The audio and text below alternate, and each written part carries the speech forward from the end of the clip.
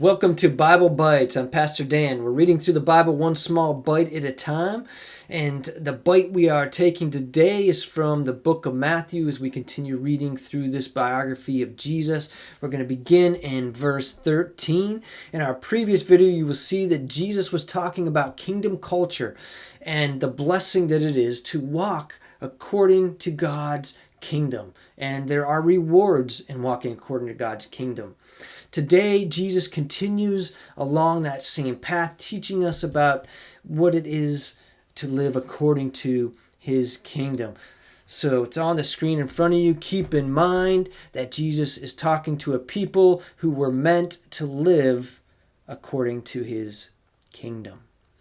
You are the salt of the earth. But if salt loses its flavor, how can it be made salty again? It's no longer good for anything except to be thrown out and trampled on by people. So what does Jesus mean by salt? This next sentence, I think, can help us understand a little. It says, "You are the light of the world." So why do you turn on a light in your house? Well, it's so that you can see better. When you go outside at night, you do not see things very well. But when you go outside during the day, the sun is shining, you see things much more clear. And this is what Jesus is talking about. Light illuminates. Thus, those who live according to God's kingdom are to illuminate or are to shine light on the kingdom of God.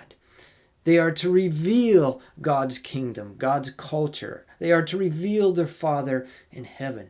Salt, while it does not necessarily it's not the same aspect as light, but if you eat salt, what happens? You become thirsty. Those who live according to the kingdom of God are to make people thirsty for God's kingdom, for his righteousness, for who he is. And what happens if we go dark? Or what happens if we are not salty anymore? We don't fulfill our purpose. Well, then what good is it if we don't fulfill the purpose for which we were created, for which we were meant to do? That's what Jesus is speaking of. He states, a city located on a hill cannot be hidden. He's talking about the kingdom of God here, right? People do not light a lampstand and put it under a basket. Well, that would be ridiculous. That'd be like flipping on a light switch and unscrewing the light bulb. What purpose is there in that? But what do? Well, we put a lantern on a lampstand so that it shines or illuminates and gives light to all in the house or to all around. So in the same way, let your light shine before people. So we're to illuminate, to reveal God's kingdom, so that they can see your good deeds and give honor to your Father in heaven. Now, this is important, really important for us to understand, because light has to do with bringing glory and honor to our Father in heaven. Most often we think of good deeds in terms of simply things that we do. And we determine what is good and what is not. But Jesus isn't simply talking about good deeds. He's talking about good deeds that give honor to God. What are the motivations for why we do what we do?